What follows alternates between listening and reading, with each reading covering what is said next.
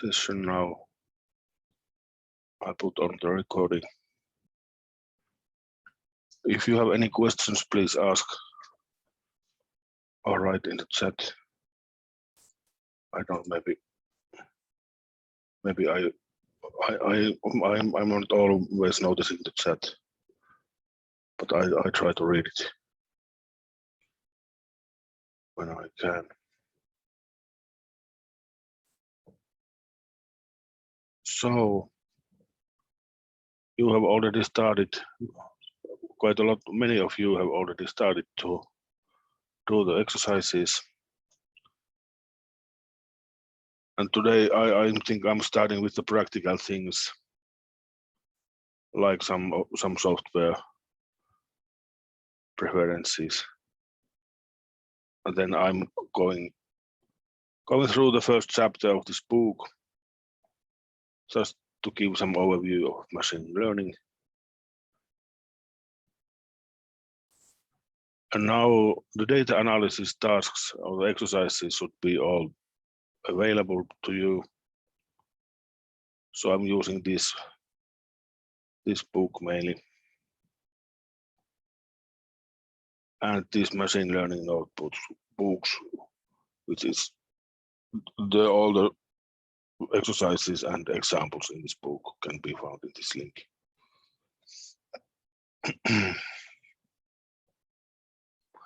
So I see that almost 40 of you have already returned this programming exercise. I will comment it shortly. Since these are open, these exercises are open until the end, I can't give you weekly feedback, at least in public, as you may understand. But if you want personal feedback, please send me email, and I can comment in Moodle when I'm going through the exercises. But I can't give you the so-called right answers in the middle of the course, as you may well understand.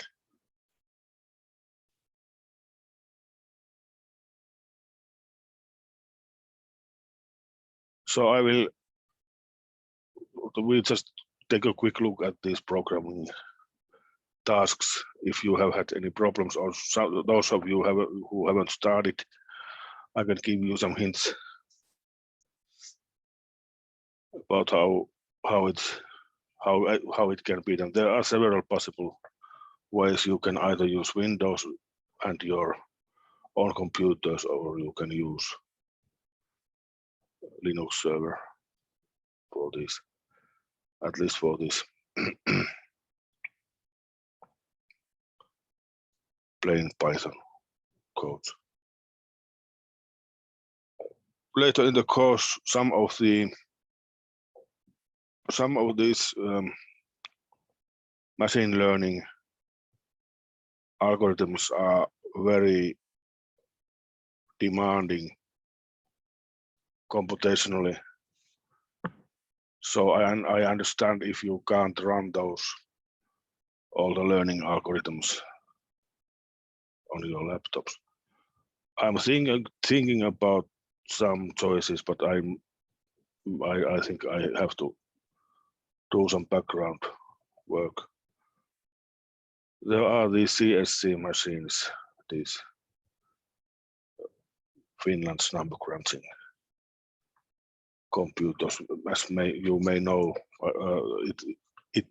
I know that it is possible for our institution to use those, but I don't know any details yet. I haven't had time to take a look at that, but I will ask, for example, Teemu may know. I will discuss with him. So if it's possible with reasonable effort to get more computing power then I think I try to offer it, but I'm not promising anything yet. But at least for so far, we can manage quite well with these basic computers.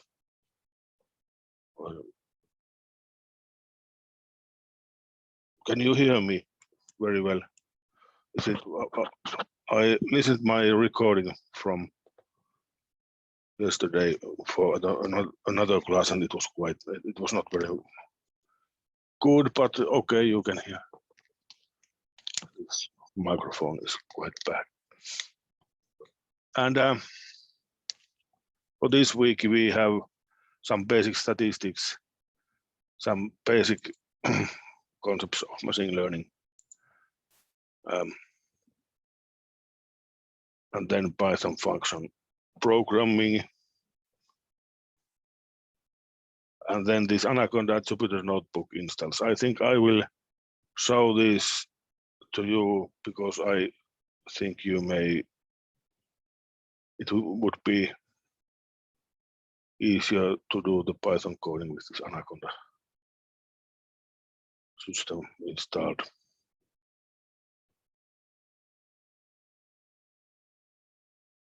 Then in the data storage is for this week was just some basic questions and essays. So I will read those and give you some feedback if possible. I have to admit that I have very many student returns. Other students have also returned quite a lot of exercises for me. So I don't know when I have the time to read these. It may take some time.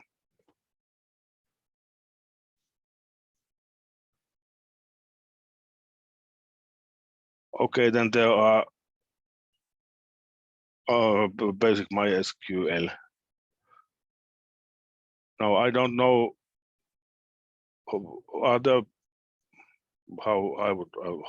which way I should ask. Are there people who are not familiar with MySQL who need help installing MySQL or doing the basic queries? I know that DIN19 SP has done quite a lot of databases in other courses. But if you need help with this MySQL, please contact me with either with email or Teams if you don't want to write it or say it now. These should be quite easy.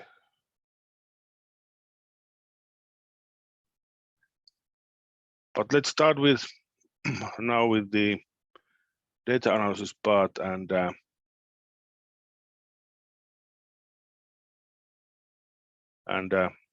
this programming task. So you should first, of course, you have to have the Python installed, and for that purpose, I recommend that you install this Anaconda Navigator. There are other choices. You can use whatever you like, but I just introduce this because I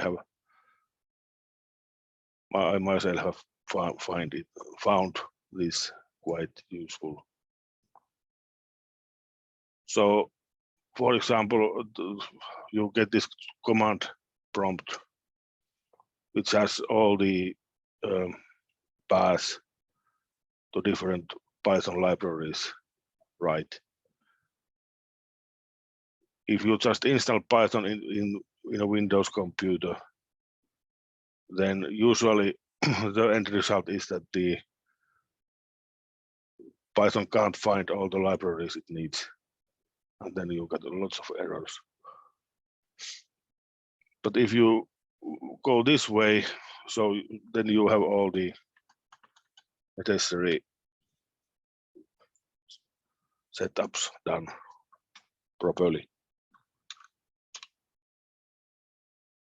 So it just opens this Windows command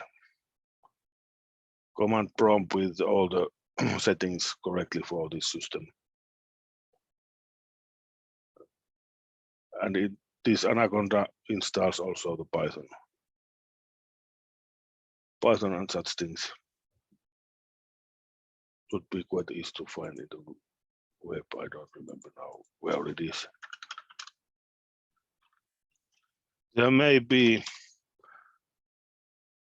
newer versions of this software or other maybe more efficient things than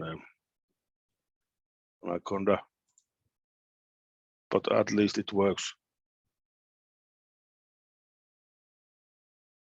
And it has been working quite well for me. And it's open source.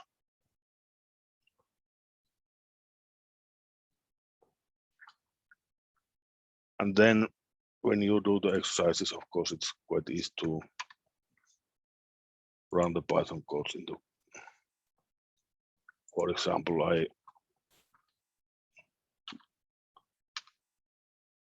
copied Abdel Rahman's code just for the purpose of demonstration. So, for example, the exercise 1 can be run this way, and then you get the result. Or exercise 4 and 5.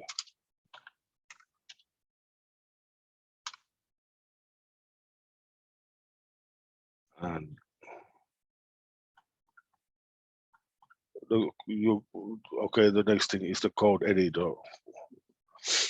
I've been using Notepad++, but there are Visual Studio Code or many editors color code this Python code correctly. So here you see the answers for these few of these exercises now. But I'm not going to go through every code in this lecture because you still can return those.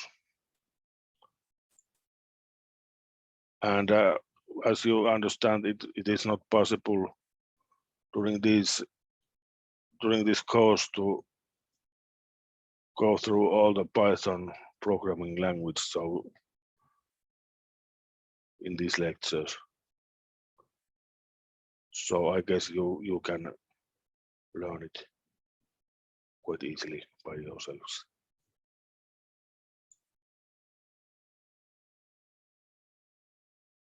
You have done much more demanding coding with other programming languages.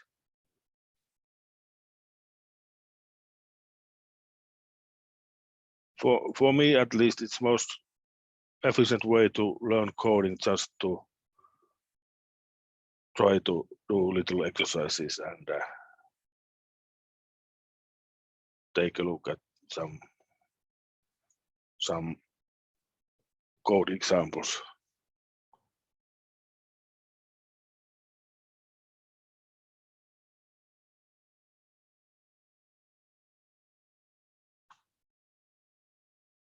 Do you have any questions about this? So many of you have already returned this. So I think it's quite clear for most of you.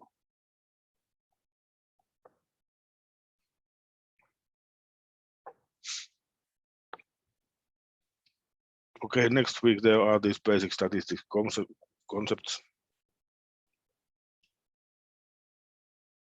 I think they should be quite easy to explain. There are quite easy exercises in the beginning just for the purpose that everyone gets started.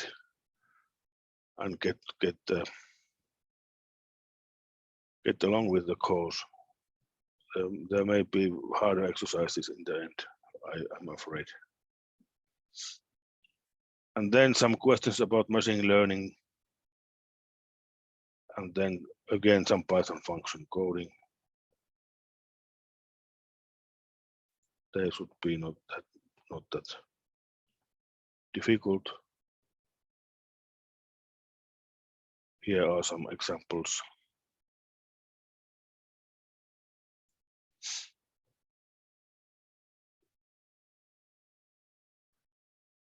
Okay, that's about the data analysis exercises for now.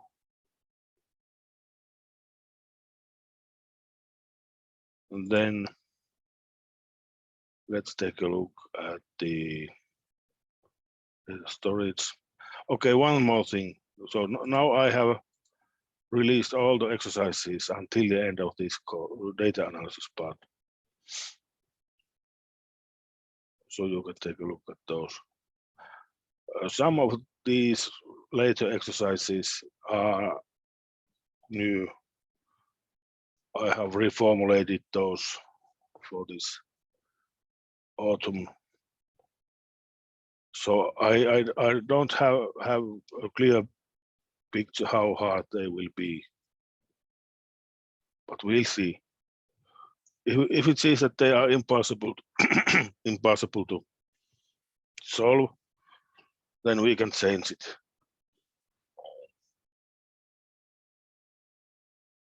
But let's try at least. I have done most of the exercises by myself, at least but not every detail. I haven't checked every detail about this. So there can be some strange things which I haven't noticed.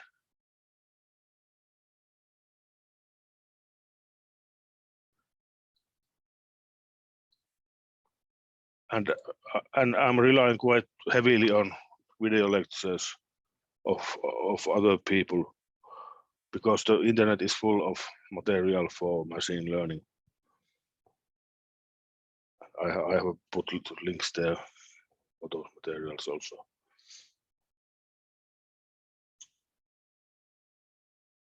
So MySQL basic commands.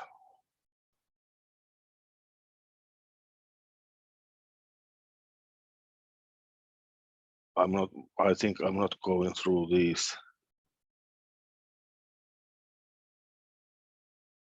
now, because I think the tutorial here is quite nice. There are these basic commands, SQL things.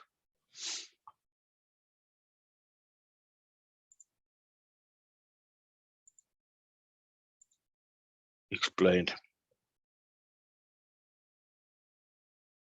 But if you have problems with this, please come to the control or the support hour, or you can contact by email.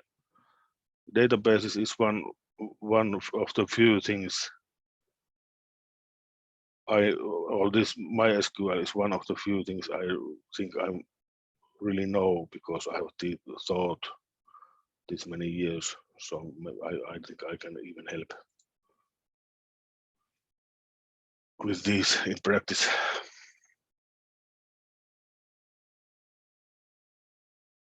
And for this you can use either your Windows or Linux machine local installation, so localhost, or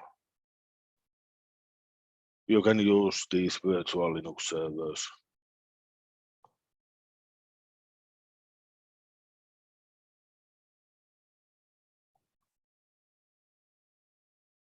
These MySQL ER diagrams I have used through MySQL Workbench.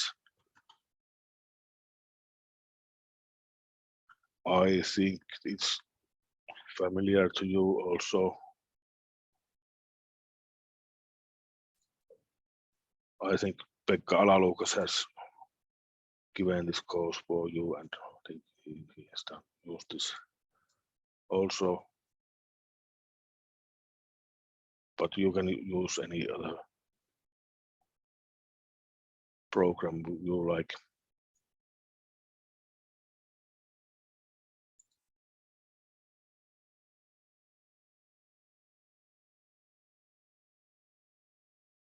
Python and MySQL, just to bind these two things together, should be quite easy.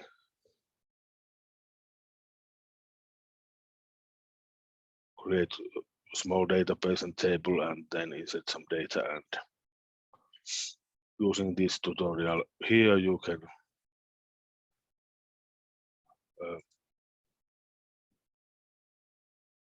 make a connection with Python. Shouldn't be that hard.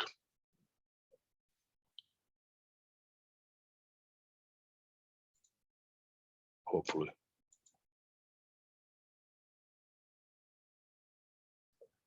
But as I said, I don't think it's sensible to spend very much time with these in these lectures.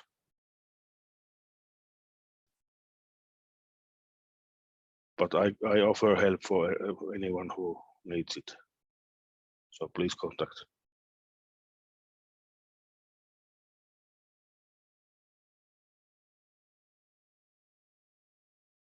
Then after this MySQL things, you spend 2 weeks with this MongoDB tutorial. But let's get back to this later.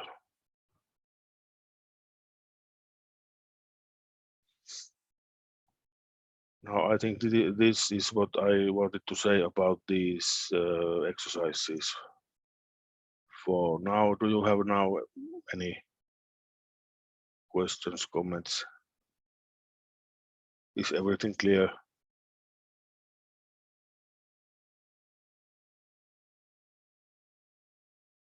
Very quiet. Okay, nice, very nice. So I am in Teams. I follow the conversations all the time. I know that Teemu is very active there, which is of course nice. I don't have so many things to say as Teemu has, but I'm following the conversations there, and you can ask if you have anything for me also.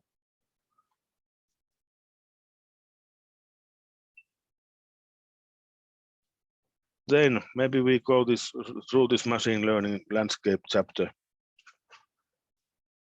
just to give you some background, and that's about it. What I am intending to say today.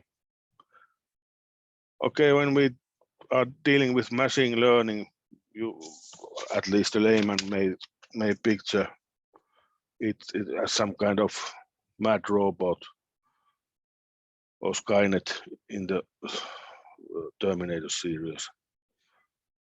But technically, machine learning is nothing but very basic mathematical and data algorithms that has been around for tens of years. It's really nothing fancy in that sense. I'm a physicist as my background, and I have been dealing with some of these algorithms since early 90s. They were then old. Like, for example, the gradient method, which we learn later. So the concepts are nothing new, but the thing is that nowadays we have computing power to apply those mathematical things to normal or everyday life problems.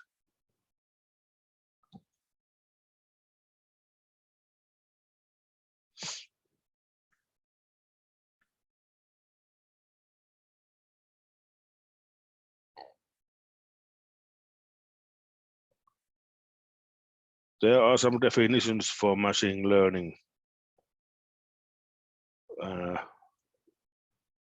Here is the first. Machine learning is the science and art of programming computers so they can learn from data.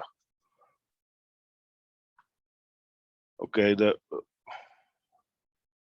this learn from data, the machines are not learning in the sense that people learn. As I think you can well understand. So they run some algorithms and then there are then they decide according to clear rules what to do next.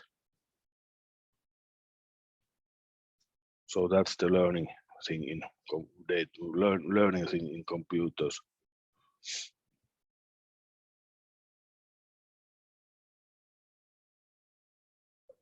There's a slightly more general definition that the machine learning is the field of study that gives computers the ability to learn without being explicitly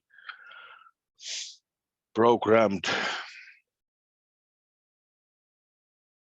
I don't know where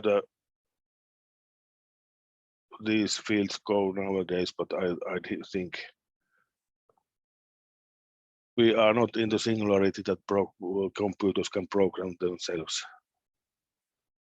So I think humans are needed to program. But they can learn from experience. And with respect to some task and some performance measure.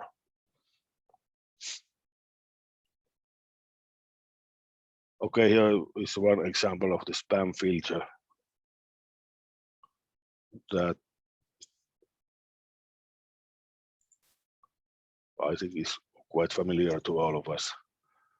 So in the simplest case, it's just the algorithm that we feed it some phrases or email addresses or URLs and tell the machine that these are spam. So next time we get email from that contains these phrases, the email spam filter knows to put them in the junk email. So in this case, the examples that the system uses to learn are called the training set. This is very important concept in machine learning, training set. So the training examples are those examples that we use to say them to the computer or the machine learning system. What to do? What are the, for example, the spam phrases?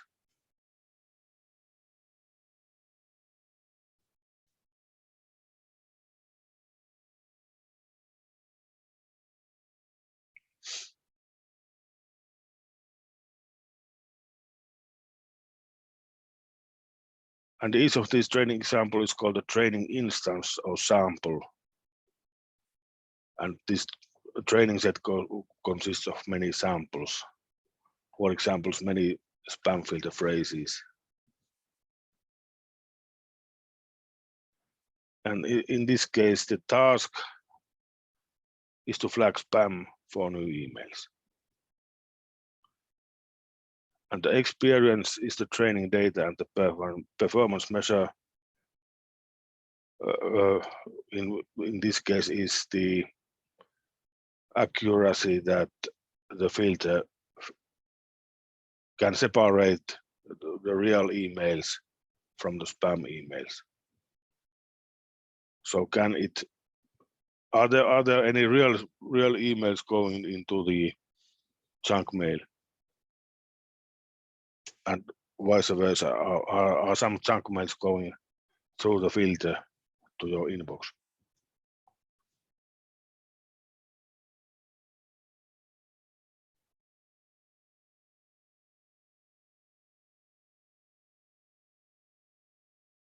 Okay, here is a traditional approach of spam filter, for example.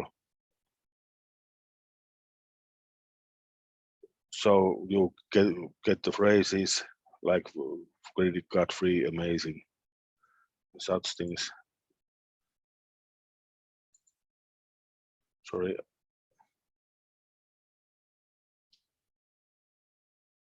And then you write a detection algorithm for each pattern. And you repeat these 2 steps. Study the problem, write rules, evaluate. Then if it doesn't work, analyze errors, what went wrong, try again until it works as you like, and then launch. And in this case, your program will most likely be a long list of complex rules, which is pretty hard to maintain. You should always be adding the new phrases and such things. But in contrast, the machine learning spam filter automatically learns which words and phrases are good predictors of spam.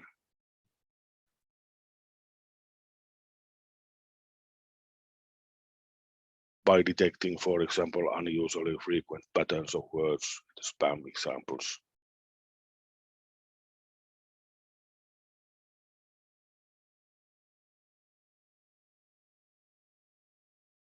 So here is the machine learning algorithm. You have this training set of data. Then you train the machine learning algorithm and then evaluate the solution. And so on. This needs your intervention quite a lot. So you have to evaluate yourself this output of this algorithm. But this can be also automated. So the data is updated automatically, and the algorithm is trained automatically, and the solution is evaluated automatically. So you don't have to be involved yourself in every step of this process. So when new data or new phrases appear, then it can be updated to the algorithm of this training set.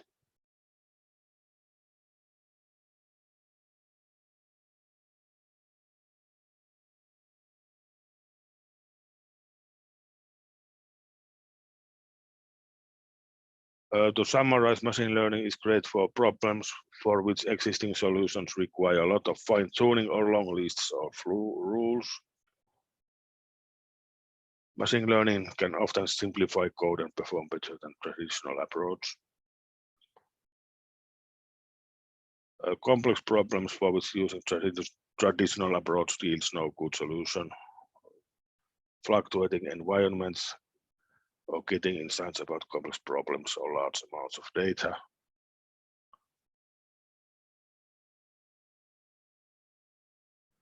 Here are some examples of applications.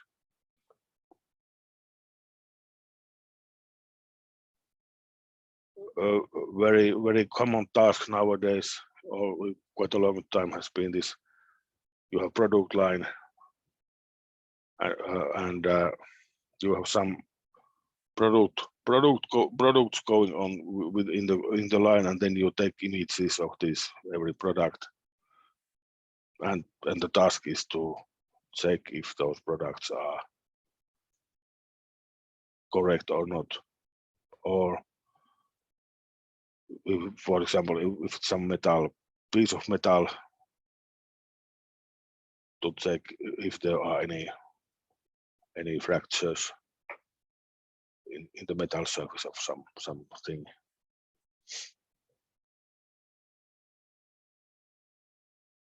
So this is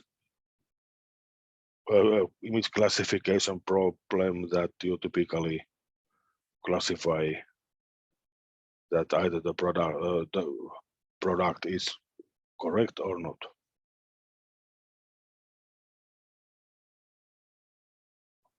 Okay, detecting brain tumors. There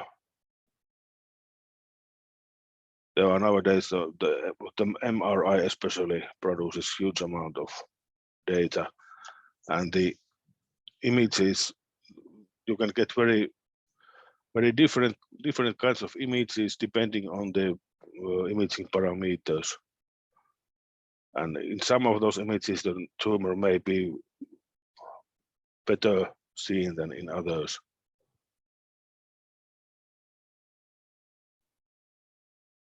And sometimes you need very specific imaging procedures to locate the tumor. And then these kind of image analysis tools that check the image pixel by pixel and analyzing all the neighboring pixels in different images of the same tumor can help a lot of in detecting. I have a background in medical physics. I was working in the MRI department long time ago it was, but let's see if I can Google any examples of brain tumors and machine learning.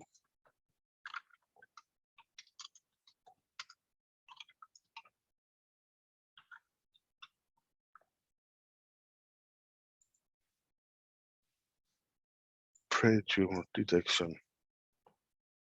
Are there any images?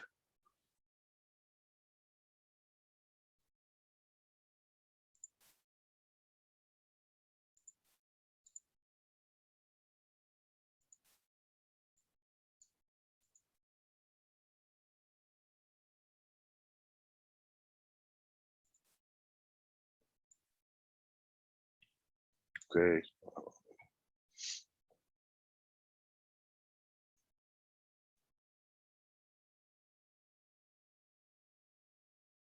So usually the brain tumor can be seen in these normal images as well. But when in MRI you use different imaging protocols, it can be its shape can be different.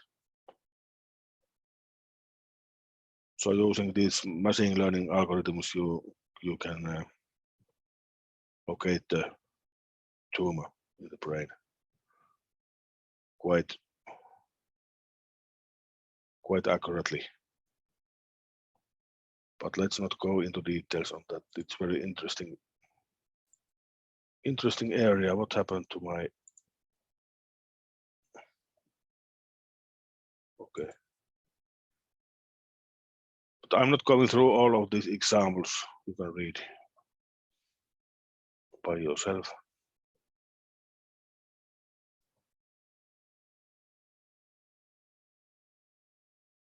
Let's next consider the types of machine learning systems. They are basically supervised and unsupervised learning. In supervised learning, you have this training set or this the example data. You label different things. For example, in spam, you can label that this message is spam and this is not spam. And then when a new instance arrives, the system can decide according to these existing labels that whether it's spam or not. And this kind of task is classification, which is typical supervised learning task.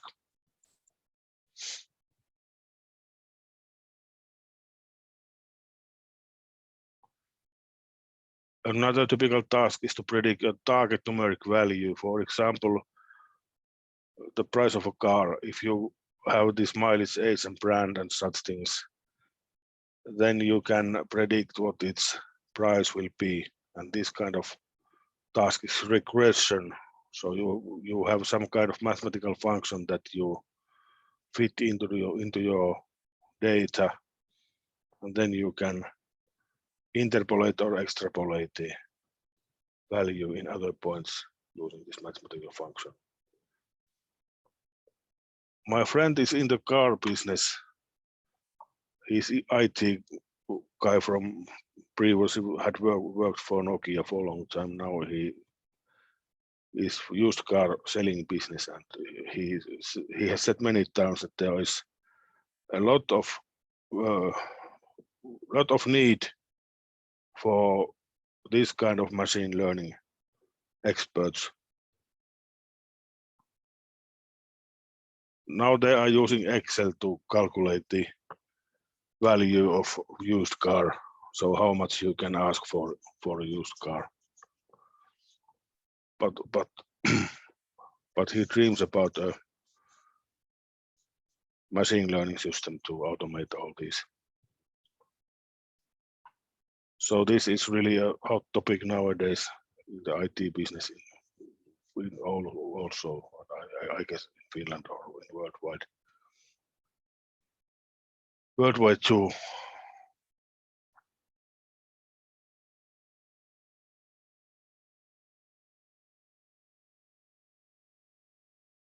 So here's the example of regression. You have some kind of data set. You have some future, for example, the price of a car. And then you have the existing data, the training set, and then when you have a new value,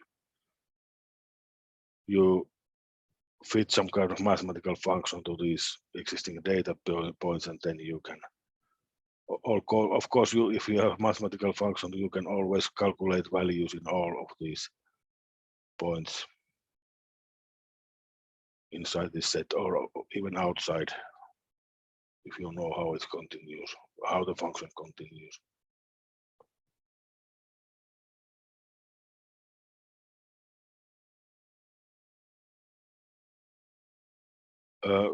Here are listed some of the supervised learning algorithms.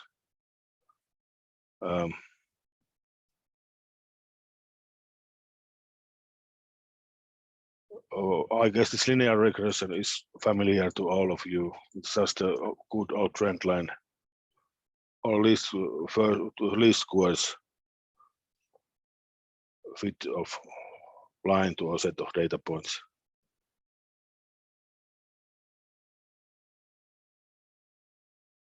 I don't remember all of these, the details of these support vector machines and decision trees now.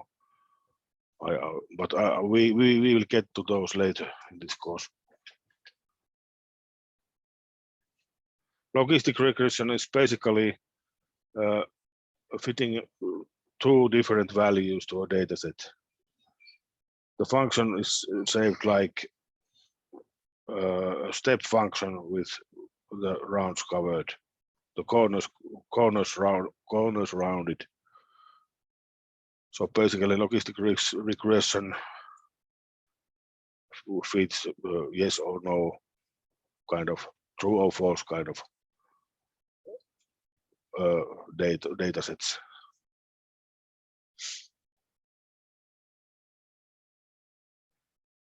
There are so many things, so many different theoretical things in this course that I have to admit that I don't know every one of them, and I don't.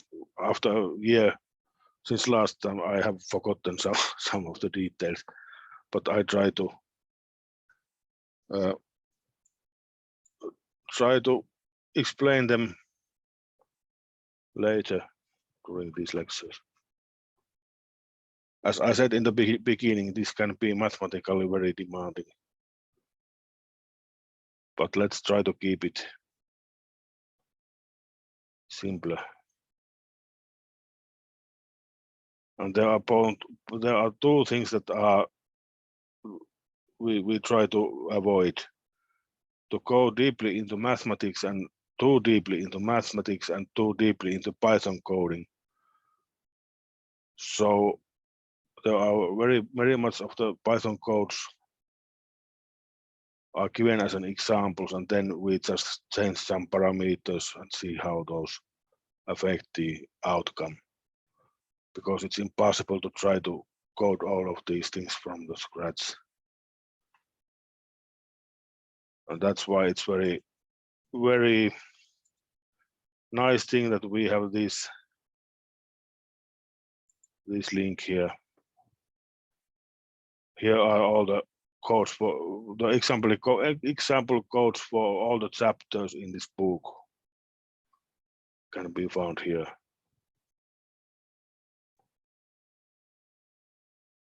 Okay, but let's go further with the theory. And then unsupervised learning, you don't give any labels to the dataset, but let the computer decide. For example, it seems here that there is one set, one class of people here, and second here, and third here, and so on. And there are, this is called clustering, so you can cluster these groups, that these belong to same group and others, these belong to another group, and so on. Then you can detect anomalies, that if some data point is very different from the existing ones, that's an anomaly.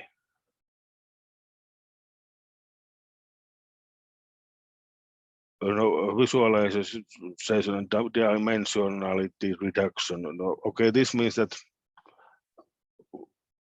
if you have very many parameters, for example, when you are selling a car, you may combine some of those together to form a new parameter that includes one or more of the old ones. So these machine learning problems get more and more complex when you have more and more these parameters. So you should try to reduce the number of parameters that you analyze.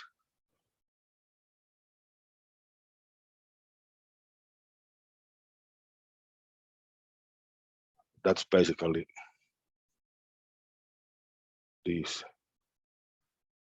association rule learning. I don't know what that means right now. But let's take a look at the k-means clustering, for example. Yesterday evening, I went to Wikipedia and tried to see if we can demonstrate this k-means classification. So here you have 3 different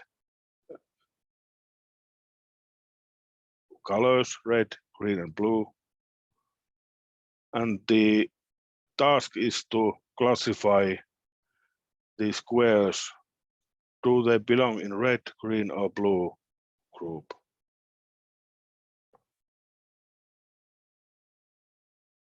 And now the clusters are created so that we just measure the distance of the squares from these red, green, and blue dots.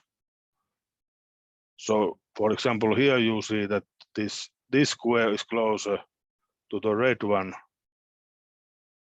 and these are closer to the green one, and these are closer to the blue one. So you have some distance measure. For example, if this is an image, then you can calculate the distance between 2 pixels. And then you calculate the centroid or the new coordinate. For example, in this case, the new coordinate will be in the middle of these two, which is the center of mass of all of these pixels. So the centroids or these round dots move to this center of mass positions. And then you are this step is repeated. So clearly now these two squares are closer to the red dot, and these are closer to that one, and these are closer to the blue one. And then this is repeated. Calculate new center of mass for these, and so on. So it's quite simple algorithm if you think about it. Here you see how it's okay. Here how it looks mathematically. That's what I said, that at least for me, my mathematical skills end quite soon here.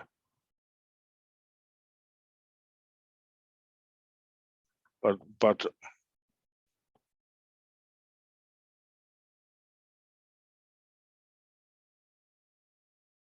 okay, there was okay. There is, but you at least I can imagine that I could implement this kind of algorithm in some programming language. Quite okay. It's not quite very easy, but I guess it's doable given enough time.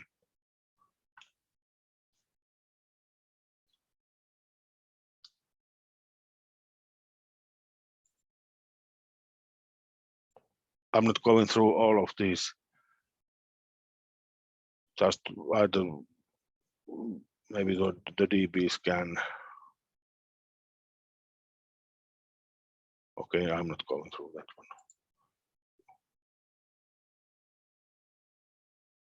But anyway, this is the result. You have some algorithm that you use to classify those groups.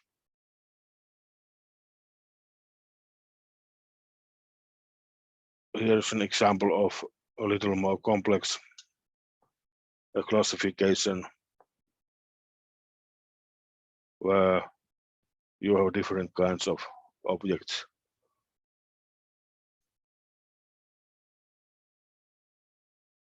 And in this case, you feed a lot of complex and unlabeled data, and they output a 2D or 3D representation of the data.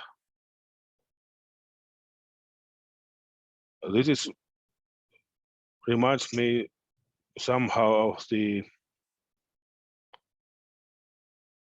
political charts that have been published before elections. So how different parties relate to each other.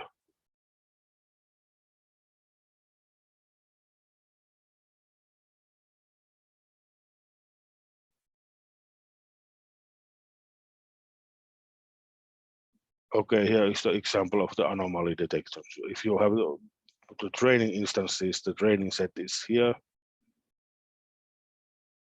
For example, they are chihuahuas. Then you have, for example, these are images of chihuahuas, and then you have an image of, for example, German dachshund. So it's clearly not a chihuahua, so it's an anomaly.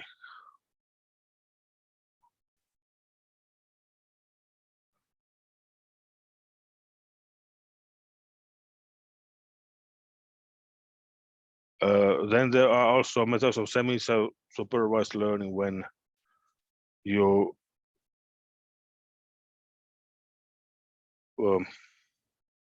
partially label the data. You, of course, if you have very many data points in your training set, then you can't label every one of those, but you can label some of them to help the learning algorithm. In this case, you have two classes, triangles and squares. And these unlabeled examples, which are the circles, help classify new instance in the triangle class rather than the square class, because in this case, these squares are closer to this cross than the triangles. But clearly, if you visualize, for human eye, it's quite clear that there are two groups here and here. But if you, for example, use the k-means clustering, it would give you a wrong answer in this case. So the semi-labeling helps to tell to the algorithm that this cross belongs to these triangles and not squares. Then there are reinforcement learning, which is like human babies learn that this one is hot, this one is cold, do not touch.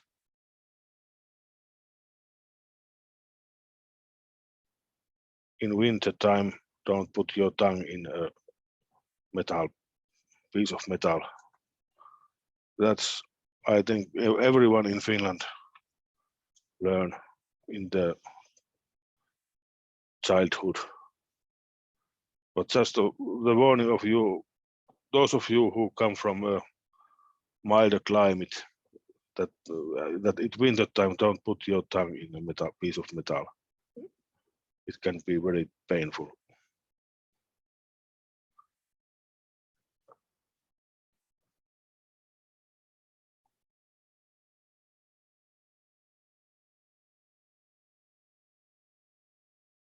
So of course, if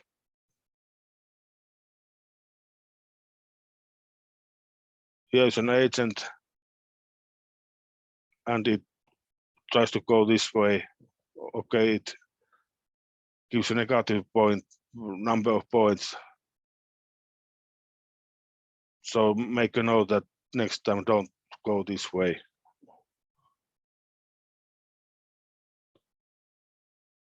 This is quite easy to understand in programming level, so it's just, or in robotics, it's used quite a lot, these kind of learning algorithms. Of course, the robot doesn't learn to think, it's just there is just some variable which gives positive or negative values depending on the actions.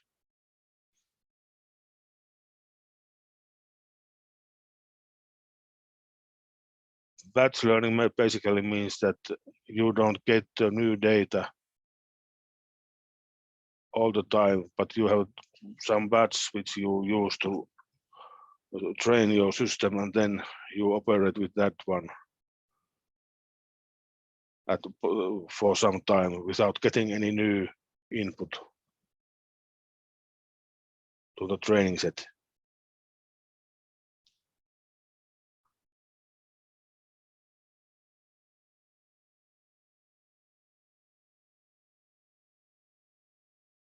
Because you have to train a new version of the system every time you add more data, so it can take very long time.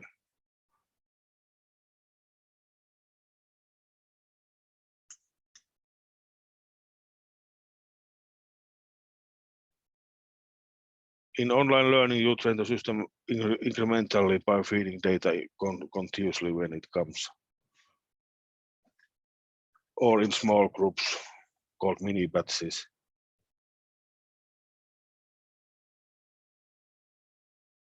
So the system can learn about the new data on the fly. So here's new data coming.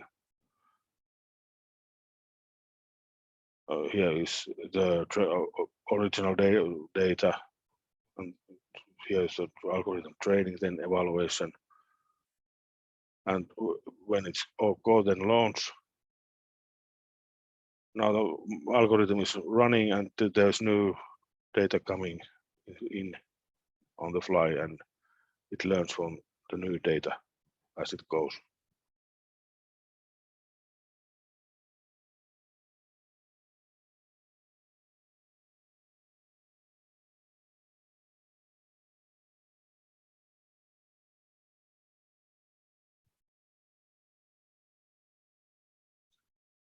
And one more way to categorize machine learning system is by how they generalize and how they are making predictions. This means that if you give the number of these training examples, the system needs to be able to make predictions for new examples, new data set or data points it has never seen before.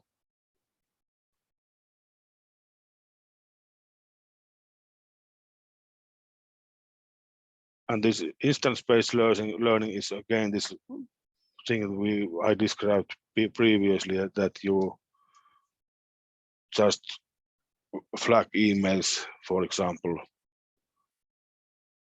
with some measure of similarity, that when you have these some phrases there, then you flag those that they are either junk or not.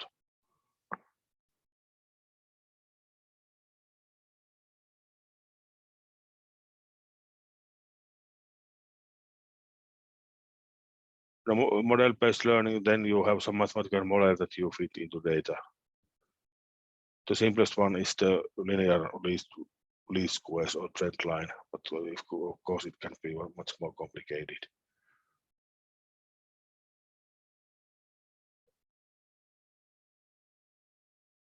Wait.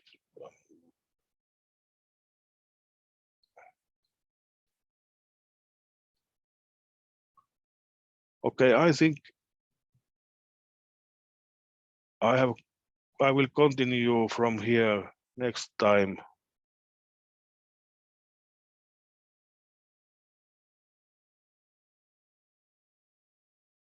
I think there has been enough material for today.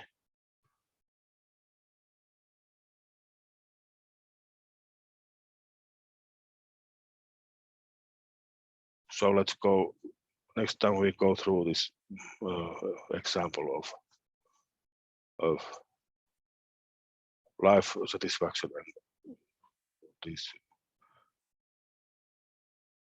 richness, GDP,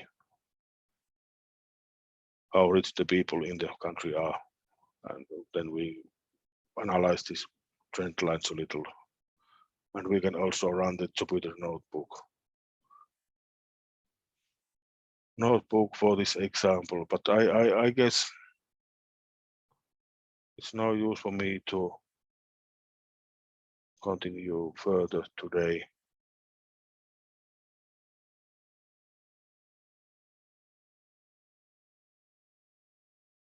Do you have any questions, comments?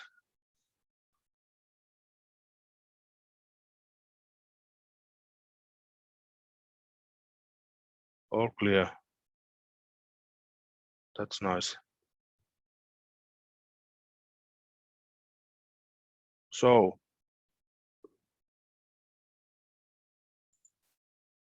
it was nice seeing you here in such an early morning.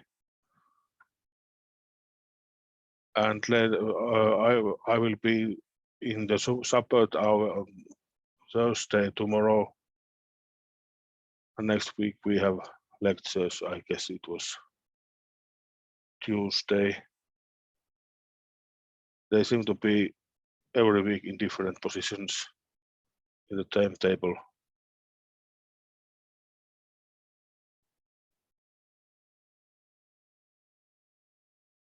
But if you don't have any more questions, I think we stop here and have a nice day and see you next time.